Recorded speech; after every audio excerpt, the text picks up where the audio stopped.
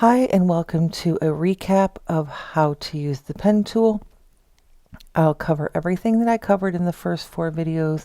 I'll do it rather quickly, and while we are learning about the basics of the pen tool, we will also learn about one hidden feature of the pen tool that is less known and not as often talked about that I feel is a game changer. So let's get started.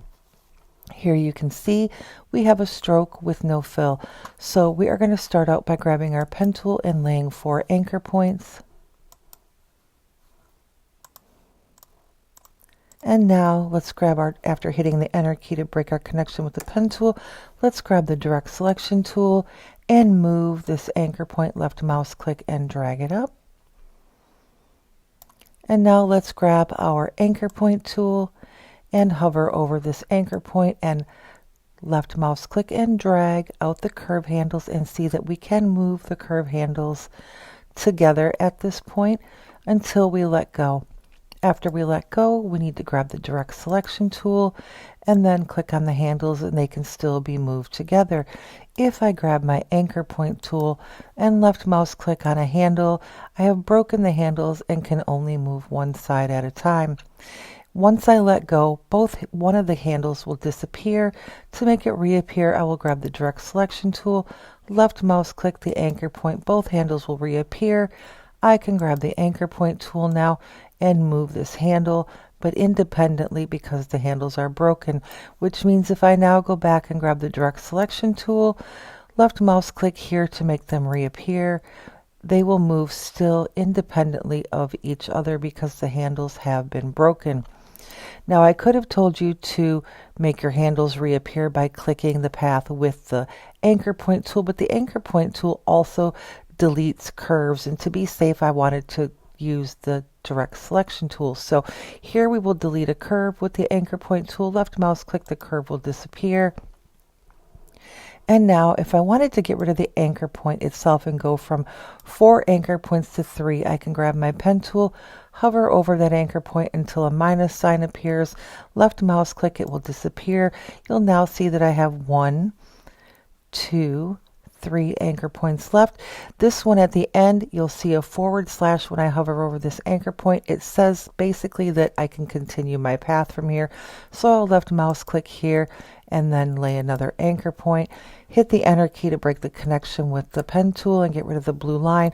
Now is a good time to hover over this path and see what the pen tool is trying to tell me. It says here that I could add an anchor point, and we know that from the plus sign that it shows in the bottom right.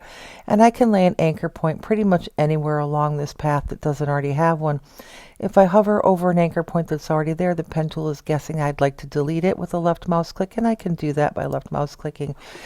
If I come over here, again it says that you can continue your path from here, so I can left mouse click and then drop another anchor point. Hit the enter key to get rid of the blue line. Let's go ahead and add a few anchor points. Let's add one here and one here.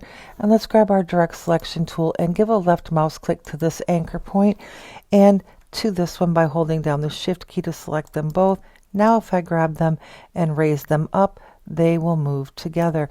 Let's go ahead and clear our slate and grab the pen tool and create a curve while drawing the pen tool.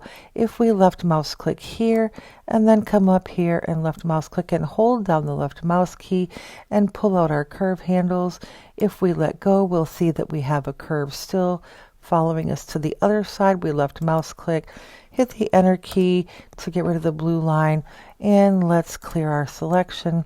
And this time we're going to create a curve and then a straight line following it. This is the portion of the pen tool that I think is a hidden secret and a gem. So if I left mouse click here and I left mouse click here and I drag out my curve handles to create that curve on this side, if I want to follow that up with a straight line over here, I can follow this curve back to the anchor point and wait for the convert anchor point tool to appear in the bottom right.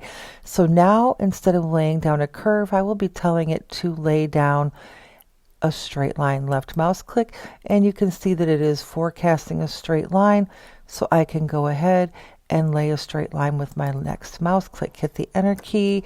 Let's clear our path or our canvas.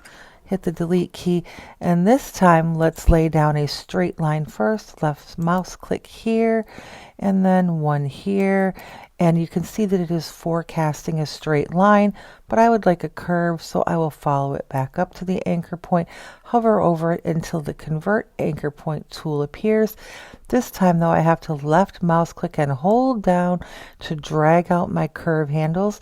Let go and you will see that it is indeed forecasting a curve. I can left mouse click here and hit the enter key to break the connection.